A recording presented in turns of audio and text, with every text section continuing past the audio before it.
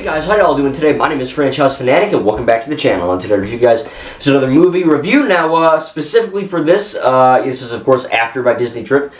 So obviously, I'm assuming this has either come out before or my Disney trip video thing has come out before, but one of the two. I am officially back from Disney World.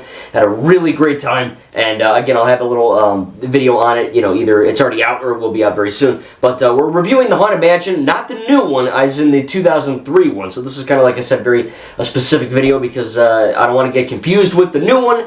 This one is called The Haunted Mansion. The new one is just called Haunted Mansion. So yeah, this was in 2003. The same year as Pirates of the Caribbean 1, Black Man? No. What? Dead Man's Chest? No. Curse of the Black Pearl. There it is.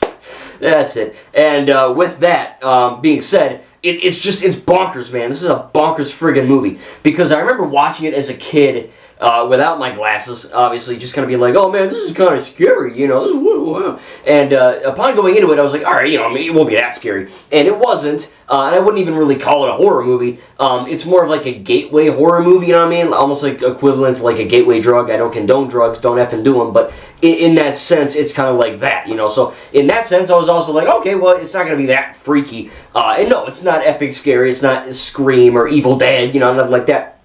But it's still really good in what it's trying to do. But overall, man, this movie, even though I said it's really good in some aspects, I should mention asterisk, some aspects, some of it's complete dog water, and we're going to get into that. But again, this came out in 2003, same year as Pirates 1. This one's rated PG. Pirates 1 is PG-13. Now, obviously, Pirates 1 is never really geared toward a child audience. It's always been teenagers and adults for all 5 of those movies. And the new Haunted Mansion is PG-13. This one is just PG. Now, I don't think that should be PG. You know, it's obviously not that bad, but, you know, they say hell, damn, crap, pissed, you know, ass. They say some swear words, and it's not just once. They say them a lot. There's no gore, but there is some genuinely unnerving stuff at times, which I'll get into. So maybe, I don't know, I think like Cars 2G, I don't know why. Raiders of the Lost Ark PG, I don't know why. You know, so there's certain things with movie ratings I don't necessarily agree with. This one, I think it should have been PG-13. Just because it is pretty freaking, like, I'm 24, and I wasn't scared, but I was like, oh man, that's kind of, oh boy, it's kind of unnerving, you know? So you get forward in the movie, and it doesn't get as bad, it gets more goofy and all that, but this movie basically follows Eddie Murphy, Jim Evers, and his wife Sarah Evers, and his son and daughter, I don't know their names.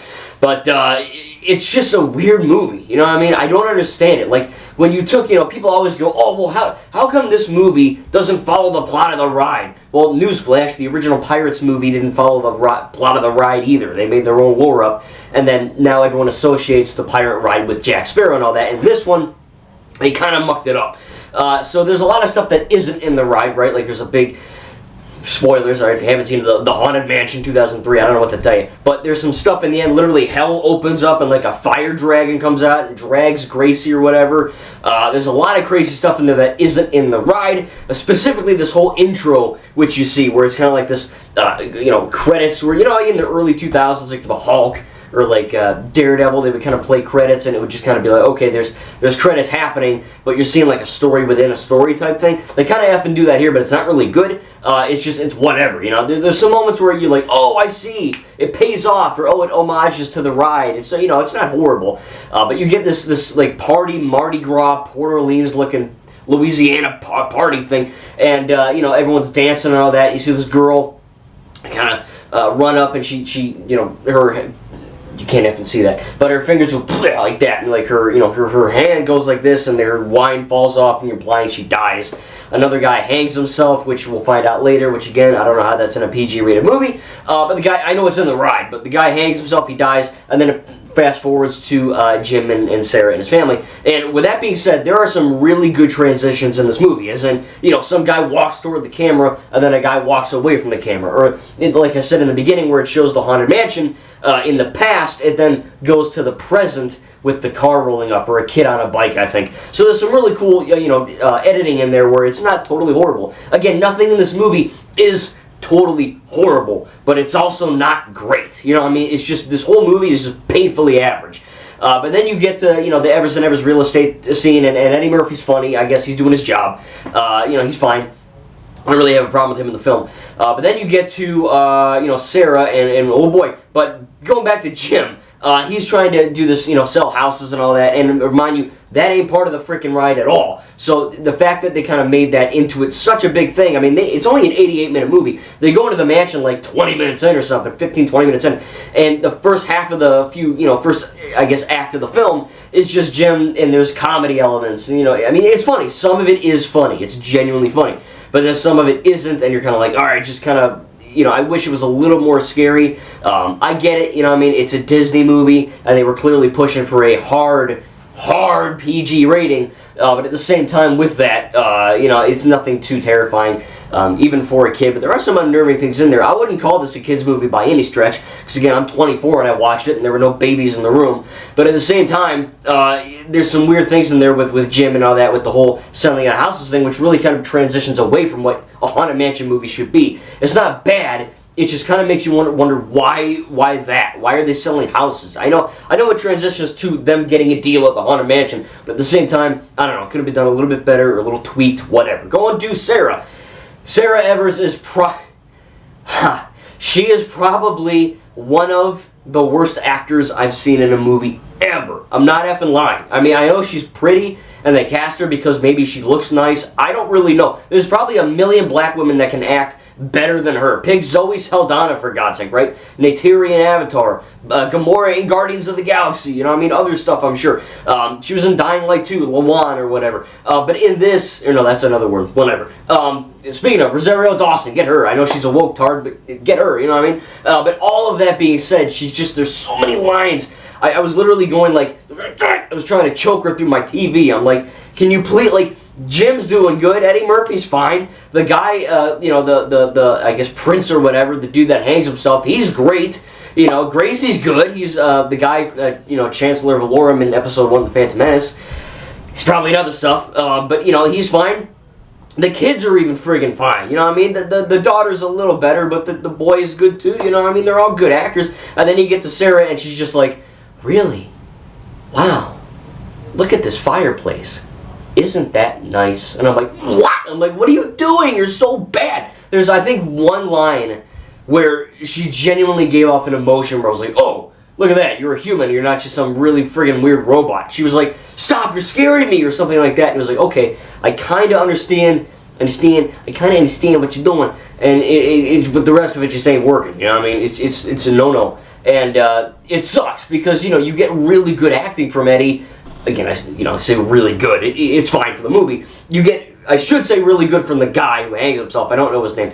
Gracie Jr., I don't know, something like that. The younger guy, the British guy. He hangs himself, and he's a ghost, of course, and he's genuinely good in the movie. Like, I'm sitting there, and I'm like, wow, this guy's really effing good. Like, what, why is it wasted on this, with her? So yeah, the acting all around is good. It's passable. Then you get to Sarah. It's just nothing. It's just a nothing performance. The kids, like I said, they do way better. Speaking of the kids, they do some kind of character arc where the boy, he can't kill a spider in the beginning, and he kind of has to do this little arc. When I say arc, I don't really mean a character arc, because normally a character arc implies that a character learns a lesson, and then they imply or use that lesson going forward, right? You look at Finn, right, from the Star Wars, the sequels. You look at Finn in The Last Jedi, Finn in The Force Awakens. He just wants to be with Rey, and just, that's it. He knows the First Order's bad, but that's it. Last Jedi, he learns to care about more than Rey. He learns to care about the Resistance and the cause, and learn not to side with DJ, but to side with Rose and fight for the Resistance. And then they follow up with that in The Rise of Skywalker, where he literally becomes a co-general with Poe, and they kind of lead a Stormtrooper X-Rebellion on Exegol. That's a character arc. That's a fantastic character arc. One of the best I've ever seen in film. And then you get to this kid, and I know it's the freaking Haunted Mansion movie from 2003. I get it. But at the same time, he unlocks the door with spiders, but it's okay. You know what I mean? Good. He's still freaking out over spiders and didn't learn much, you know what I mean? So the stuff like that is just whatever. But the girl, the daughter, she's fine. There's some funny moments in there. Again, the dude's fine. He's an alright actor. There's a really funny scene where the son and daughter kind of like find like a dilapidated old broken ass elevator, and the kid just looks at it and walks away. He doesn't say anything. He just walks away off camera or off of out of the shot. It's good stuff. And there are some funny moments in there. But again, the whole film is weighed down by a crazy plot, which actually works. It's just that some of it is just a little too crazy. The acting from Sarah just doesn't bring it together, and it's just not scary and not as funny as what I wanted. There's also two people. There's like that. I don't know the guy's name. I don't know if he's dead or not, but he's the inconceivable. That guy from The Princess Bride. That guy's in it, and then some girl is in it. They're not funny. They shouldn't be in the movie. And I was talking with my mom, and because she saw a little bit yesterday, and she was like, well, it's supposed to be corny. Even so, I don't think it was, because the movie genuinely has some freaky moments, it has some dark moments, and it has some funny moments, but none of those moments felt corny. I guess when Sarah opens her trap, but when you get these two ghost jokers, and they're like, hey, have some cookies, and the girl's like, and she's making all these weird faces. I'm like, what is going on? Like, what is the director going? Okay, you got in Ninjago season 4 Tournament of Elements where like they're on Chen's Island and like those two Anaconda warriors like Rag Gunk and Blunk Bunk or whatever, and they're just kind of stupid minions. That's funny, and it works. This doesn't work because you have a very serious plot, and the Ghost and Gracie, they're all trying to get Sarah to marry this dude because he thinks it's someone else. And this guy wrote the deed, and he flipped the paper. It's a good plot, but it feels a little bit muddled, and I think they could have written the script a little better. And then you get these two idiots who are just like, she's running around like, oh, she's just going crazy, and the guy's just like, oh, cookies, it's just like, what are you doing? Just stop. And there's one line in the end where they're all going to heaven, and the girl's, the guy's like, you can't take that with you, and she's like, the hell I can't, and she goes up. That was a funny line. I think that is genuinely a funny line. I laughed out loud at that. But again, you just get really funny moments from Eddie Murphy's character, and you get the serious moments from Gracie and the other guy, and then you get these two guys, and it's just like off the wall stupid. Like the girl is just making these crazy drugged out, coked out of hell faces, and she's just like contorting her face, not like ghost contorting, just like actual contorting, and it's really friggin' weird. And I don't like it, and it's just really strange that they kind of felt out of place in this film. And again, there's one or two moments which are kind of funny. Sometimes they're blue ghosts, sometimes they're not. It just feels kind of weird. But so for every moment that doesn't work, there's a moment that does just almost as good. I do think that the bad does outweigh the good just a little bit here in certain aspects. But then you look at the crypt scene where Eddie, Jim and his daughter kind of go try to find this key or whatever. Madame Leota in the ball, which by the way, Madame Leota, not really good. She just, call in the spirits wherever they're at, and all that. If you've ridden the ride, you know what I'm talking about. Her voice and just the acting, it plays off like a drunk hippie from the 80s who's just like, whatever, you got any blunts? That's how she acts. She's like, wow, what are you gonna do? It's just like that. And it just doesn't work for what she's trying to do. And it just, the moment she did that first line, I said to myself, that's not Madame Leota. I haven't seen the new one. I'm going to be seeing it, I believe, on Friday or very soon when this goes live.